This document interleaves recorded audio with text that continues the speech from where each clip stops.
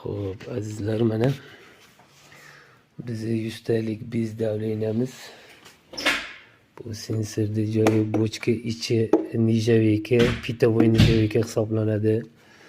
Tashqarisi texniski oyoqlari bu xromoviy deyishadi. Xromoviy emas, bu toza nijaveyka.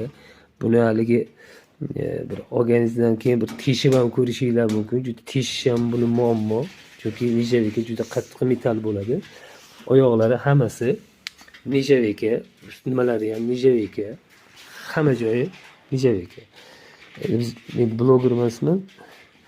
O'shanga endi dehqonchasiga obzor qilishga harakat qilyapman sizlar uchun. Mana juda bir kompaktni, chiroyli ishlangan. Mana bu yerlarda ham защитниклari bor.